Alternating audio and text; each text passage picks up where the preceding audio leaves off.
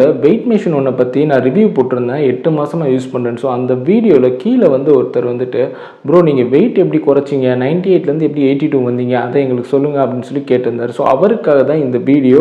So நீங்களும் தெரிஞ்சுக்கணும் அப்படின்னா வீடியோக்கு ஒரு லைக் பண்ணிவிட்டு ஃபுல்லாக வீடியோவை பாருங்கள். ஏன்னா நான் இதில் சில டிப்ஸ்லாம் சொல்ல போகிறேன். எப்படி நான் 8 மாதமாக அந்த டிப்ஸை ஃபாலோ பண்ணி ஒரு 16 கிலோ குறைச்சேன் அப்படிங்கிறத பற்றி சொல்ல போகிறேன்.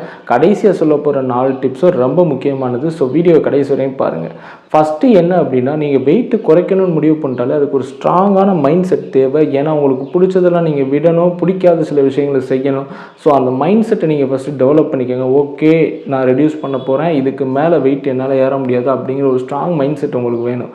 இதுதான் ஃபஸ்ட்டு பாயிண்ட்டு. செகண்ட் என்ன அப்படின்னா, நீங்கள் வெயிட்டை குறைக்கணும் அப்படின்னு நீங்கள் முடிவு பண்ணிட்டீங்க அப்படின்னா டார்கெட் வெயிட்டை செட் பண்ணுங்கள். அதுதான் அடுத்து நீங்கள் செய்ய வேண்டியது. நீங்கள் இப்போ ஒரு 95 கிலோ இருக்கீங்க அப்படின்னா நீங்கள் ஒரு 70 கிலோ வரணும்னு சொல்லிட்டு ஒரு டார்கெட்டை செட் பண்ணுங்கள். செட் பண்ணுறதுக்கு ரொம்ப முக்கியமானது நான் முதல்ல சொன்ன மாதிரி ஸ்ட்ராங் மைண்ட் செட்டு தான். ஸோ இந்த வெயிட்டை செக் பண்ணிட்டீங்க, ஸோ டார்கெட் கோலும் செட் பண்ணிட்டீங்க அப்படின்னா அடுத்து நீங்கள் செக் பண்ண வேண்டியது பிஎம்ஐ லெவல்.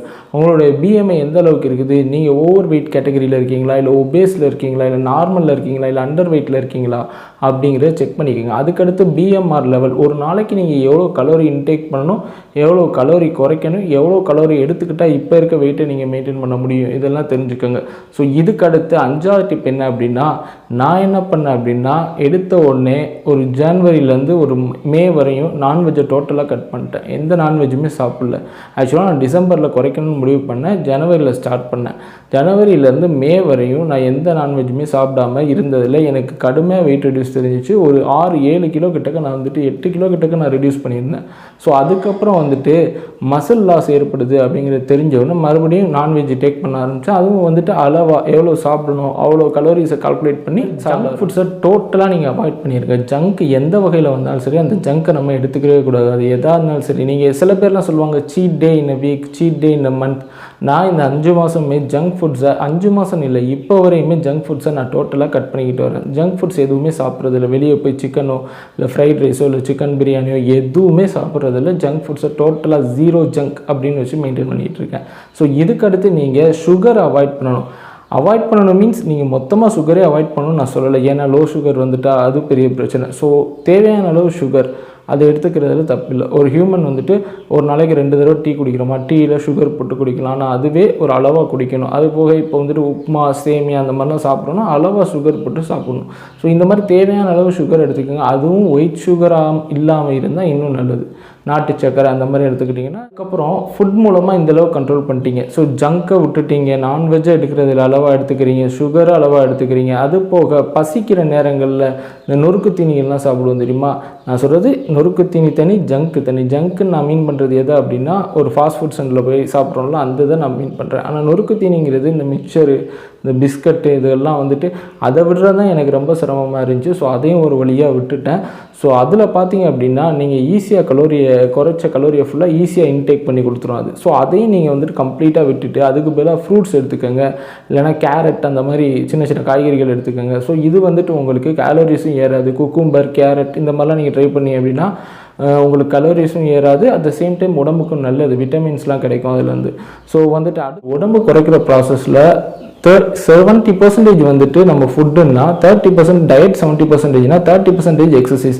ஸோ எக்ஸசைஸ்னால் நீங்கள் உடனே ஜிம்முக்கு போகணும், அப்படி பண்ணணும் இப்படி பண்ணணும். காலம் ஃபுல்லாக நம்ம ஓய்வு எடுக்க வச்ச உடம்பை உடனடியாக நம்ம புஷ் பண்ணோம்னா அது நிறைய பிரச்சனைகளை கொண்டு வந்துடும். மசில் கிராக்கு, மசில் டேமேஜ் அந்த மாதிரிலாம் நிறைய ஆயிடும். ஸோ ஃபஸ்ட்டு நீங்கள் நடக்க போகிறீங்க, ஃபஸ்ட்டு நீங்கள் எக்ஸசைஸ் பண்ண போகிறீங்க, உங்கள் உடம்பை கொஞ்சமாக டியூன் பண்ண போகிறீங்கன்னா வார்ம் அப் பண்ணுங்கள். ஒரு வார்ம் அப் பண்ணிவிட்டு, வார்ம் அப் செஷன் பற்றி யூடியூப்பில் பண்ணிங்கன்னா, யூடியூப் பண்ணாலே உங்களுக்கு தெரிஞ்சிருக்கும், நிறையா வீடியோஸ் இருக்கும் வார்ம் அப்க்கு. அதை நீங்கள் பண்ணிவிட்டு பேசிக் வார்ம் அப் பண்ணிவிட்டு ஃபஸ்ட்டு வாக் பண்ண ஆரம்பிங்க. நான் அதை தான் ட்ரை பண்ணேன். ஃபஸ்ட்டு வார்ம் அப் பண்ணேன், அதுக்கப்புறம் பேசிக்காக நடக்க ஆரம்பித்தேன், வாக்கிங் போக ஆரம்பித்தேன். ஒரு நாளைக்கு என்னுடைய டார்கெட் 10,000 ஸ்டெப்பாக இருந்துச்சு. நான் இப்போ வரையும் 10,000 ஸ்டெப் நடக்க முடியல. 8,000 7,000 வரையும் நான் போயிருக்கேன். அவ்வளோதான். உங்களால் முடிஞ்சிச்சுன்னா நீங்கள் 10,000 நடந்திருக்கீங்க அப்படின்னா கீழே கமெண்ட்டில் சொல்லுங்கள். இல்லை நடந்தவொன்னு நீங்கள் கமெண்ட்டில் சொல்லுங்கள். நான் தெரிஞ்சுக்கிறேன், ரொம்ப ஆர்வலாக இருக்கேன். ஸோ அடுத்து பார்த்தீங்க அப்படின்னா இது 2 தான் நான் பண்ணது. பட் நீங்கள் இதோட சேர்ந்து இதை பண்ணுங்கள், அட்லீஸ்ட் இதையாவது பண்ணுங்கள். நீங்கள் இதோட சேர்ந்து உங்களுக்கு சைக்கிளிங் பண்ண முடியும்னா பண்ணுங்கள், ரன்னிங் பண்ண முடியும்னா பண்ணுங்கள், இல்லைனா ஏதாவது ஸ்போர்ட்ஸ் ஆக்டிவிட்டியில் பண்ண முடியும்னா பண்ணுங்கள், ஈவன் ஜிம்முக்கு போக முடிஞ்சாலும் போங்க. யோகா பண்ணாலும் பண்ணுங்கள். It's your wish. இதெல்லாம் வந்து உங்களுடைய இஷ்டம். உங்களால் என்ன முடியுமோ அதை நீங்கள் பண்ணுங்கள். நான் பண்ணது இந்த 2 தான். ஸோ இந்த 2ஐயாவது அட்லீஸ்ட் பண்ணிடுங்க. அதுக்கடுத்து நான் சொன்ன மாதிரி கடைசி 3 விஷயங்கள் இதெல்லாம் பண்ணிட்டேன், அப்பவும் எனக்கு வெயிட்டில் ரிடக்ஷன் எதுவும் தெரியல. இதில் இன்னொரு இம்பார்ட்டண்ட்டான விஷயம் என்ன அப்படின்னா, நீங்கள் டெய்லி காலையில் ஒரு வெயிட்டிங் ஸ்கேல் ஒன்று வாங்கிருங்க. டெய்லி காலையில் நீங்கள் எந்திரிச்சோன்னா எம்டி ஸ்டொமக்கில் நல்லா தூங்கி எந்திரிச்சோன்னா எம்டி ஸ்டொமக்கில் உங்கள் வெயிட்டை டெய்லி செக் பண்ணுங்கள், மெஷர் பண்ணிக்கிட்டே வாங்க. ஸோ இது ஏன் சொல்கிறேன் அப்படின்னா, எம்டி ஸ்டொமக்கில் இருக்கும்போது தான் நமக்கு கரெக்டான வெயிட்டை காட்டும், இல்லைனா கிராம்ஸில் ஒரு ஃப்ளக்சுவேஷன் இருக்கும். ஸோ இதுக்கடுத்து பார்த்தீங்க அப்படின்னா, இதை விட முக்கியமான ஒரு விஷயம் என்னென்னா, இதெல்லாம் நீங்கள் பண்ணி உங்களுக்கு வெயிட் குறைய மாட்டேங்குது அப்படின்னா உங்களுக்கு ஸ்ட்ரெஸ் அதிகமாக இருக்குன்னு அர்த்தம். ஸோ உங்கள் மைண்டை வந்துட்டு பீஸாக வச்சுக்கோங்க, ஸ்ட்ரெஸ்ஸை அவாய்ட் பண்ணுங்கள், நல்ல மியூசிக் கேளுங்க, இல்லை எது ஸ்ட்ரெஸ்ஸை கொடுக்குதோ அந்த தாட்டை மறந்துடுங்க. ஈவன் அந்த ஸ்ட்ரெஸ் ஏற்பட்டால் கூட ஏதாவது பண்ணி நீங்கள் அதுலேருந்து வெளியே வர ட்ரை பண்ணுங்கள். ஸ்ட்ரெஸ்ஸோடு இருந்தீங்கன்னா நிறைய கார்டிசால் சுரக்கும். நிறைய கார்டிசால் சுரக்கும் போது ஆட்டோமேட்டிக்காக நீங்கள் நிறைய சாப்பிட ஆரம்பிப்பீங்க. நிறைய சாப்பிடும்போது நிறைய கொழுப்பு தேங்கும். நிறைய கொழுப்பு தேங்கும் போது வெயிட் கண்ணா பின்னாடி ஏறும். ஸோ நீங்கள் வந்துட்டு ஸ்ட்ரெஸ்ஸாக இருக்கவே கூடாது. அதை முதல்ல பார்த்துக்கோங்க. அது வெயிட் லாஸ்க்கு மிகப்பெரிய எனிமி. ஸோ இதுக்கு அடுத்து எல்லாம் ஓகே, எல்லாத்தையும் விட ரொம்ப மேஜரான ஒரு விஷயம் ஸ்லீப் வெல். இன்னைக்கு பார்த்தீங்க அப்படின்னா நைட் ஷிஃப்ட்டு, கோலு, கமிட்மெண்ட்டு அப்படி இப்படின்னு பல ஸ்ட்ரெஸ்ஸாக மண்டைக்குள்ள போட்டுக்கிட்டு நைட்டு தூங்குறவங்க எல்லாருமே பார்த்தீங்க அப்படின்னா தூக்கம் இல்லாமல் எந்திரிச்சு உட்காந்துருக்குது, கவலையில் உட்காந்துருக்குது. ஸோ எல்லாருக்கும் எல்லா நேரத்தையும் பிரச்சனை இருந்துக்கிட்டே இருக்கும். பட் அதெல்லாம் ஒரு பக்கமாக தூக்கி வச்சுட்டு நைட்டு சீக்கிரமாகவே சாப்பிட்டுட்டு தூங்க ட்ரை பண்ணுங்கள். சாப்பிட்டதுக்கு அப்புறம் மொபைலோ இல்லை டிவியோ இல்லை கேஜெட்ஸ் லேப்டாப்போ எதுவும் பார்க்காம முடிஞ்சால் புக் ரீட் பண்ணுங்கள். புக் ரீட் பண்ண ஆரம்பிச்சிங்களா ஆட்டோமேட்டிக்காக தூக்கம் வந்துடும். நம்ம ஸ்கூல்ல இருந்தே அது பழக்கம். நல்லா பெரிய புக்கா இல்லை ஸ்டோரி புக்கா ஏதாவது ஒன்று உங்களுக்கு பிடிச்ச மாதிரி ஒரு ரியல் புக்கை வச்சு ரீட் பண்ணுங்கள். நான் சொல்கிறது ரியல் புக், ஃபிசிக்கல் புக்கை வச்சு ரீட் பண்ணுங்கள். கிண்டலில் ரீட் பண்ணுறது சொல்லலை. இல்லைனா குக்கு எஃப்எம் மாதிரி ஏதாவது ஒன்று கேட்டுக்கிட்டு படுங்க, ஆட்டோமேட்டிக்காக தூக்கம் வந்துடும். அதில் டைமர் செட் பண்ணிட்டீங்களாக்கும். ஸோ நீங்கள் சாப்பிட்டதுக்கப்புறம் தூங்குறதுக்கு ஒரு 2 மணி நேரத்துக்கு முன்னாடியே எலக்ட்ரானிக் கேஜெட்ஸ் எதையுமே யூஸ் பண்ணாதீங்க.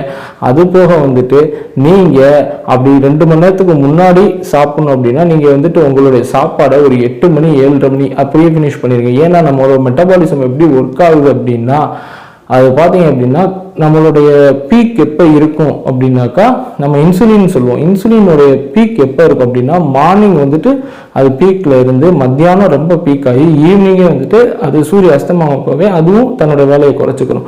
ஸோ இன்சுலின் பீக்காக இருக்கும்போது தான் நம்ம அதிகமாக சாப்பிடணும். இன்சுலின் கம்மியாக இருக்கப்போ நம்ம குறைவாக நைட் சாப்பாடு சாப்பிடணும். அதுவும் சீக்கிரமாக சாப்பிட்றோம், எவ்வளோ தூரம் முடியுமோ பிஃபோர் 8 o'clock வந்துட்டு சாப்பிட்டுட்டு ஒரு 2 hours நீங்கள் படுத்துருங்க. படுத்துட்டு திருப்பி காலையில் ஒரு 5:30 மணி 5 மணி அந்த டைம் இல்லைன்னா 4:30 மணி அந்த டைமில் நீங்கள் எந்திரிச்சிட்டிங்க அப்படின்னா அதுவே உங்களுக்கு ரொம்ப எனர்ஜியாக இருக்கும். எந்திரிச்சதோட காலையில் நீங்கள் எம்டி ஸ்டொமக்கில் செக் பண்ணுங்கள். அதுக்கப்புறம் உங்கள் வார்ம் அப் செஷனை ஸ்டார்ட் பண்ணுங்கள். ட்ரிங்க்ஸ், காஃபி ஏதாவது லிமிட்டடாக குடிங்க, சுகர் போட்டு. இந்த மாதிரி நீங்கள் டெய்லி கண்டினியூ பண்ணிக்கிட்டே வந்தீங்க, ஒரு நல்ல உறக்கம் இருந்துச்சு அப்படின்னா அதோட இந்த ப்ராசஸ் எல்லாமே நீங்கள் பண்ணீங்க அப்படின்னா 16 கிலோ இல்லைங்க, நீங்கள் அதுக்கு மேலே குறைக்கலாம். இப்போ என்னுடைய டார்கெட் கோலை நான் அச்சீவ் பண்ணுறேன்னா அப்படின்னு கேட்டால் இன்னும் அச்சீவ் பண்ணல. நான் 98லேருந்து 70 ஃபிக்ஸ் பண்ணேன். என்னோட ஹைட் வந்துட்டு 176. ஸோ அதை நான் ரீச் பண்ணுறதுக்கு இன்னும் நான் 70 தொடணும். ஸோ இன்னும் எனக்கும் தொடல, இன்னும் என்னுடைய ப்ராசஸும் ஆன்கோயிங்கில் தான் இருக்குது. ஸோ நீங்களும் வாங்க. யாரெல்லாம் இன்னிலேருந்து வெயிட்டை குறைக்க போகிறீங்களோ எல்லாரும் கீழே கமெண்ட்டில் சொல்லுங்கள். இந்த வீடியோ பிடிச்சிருந்தால் லைக் பண்ணுங்கள், கமெண்ட் பண்ணுங்கள், ஷேர் பண்ணுங்கள். மறக்காமல் சேனலை சப்ஸ்கிரைப் பண்ணுங்கள். உங்கள் என்கேஜ்மெண்ட் இருந்தால் தான் இந்த புது சேனல் போய் ரீச் ஆகும். ஓகே கைஸ், அடுத்து எதாவது பற்றி பேசணும்னு நீங்கள் விரும்புகிறீங்க அப்படின்னா கீழே கமெண்ட்டில் சொல்லுங்கள். நான் அதை பற்றி ஒரு வீடியோ போட ட்ரை பண்ணுறேன்.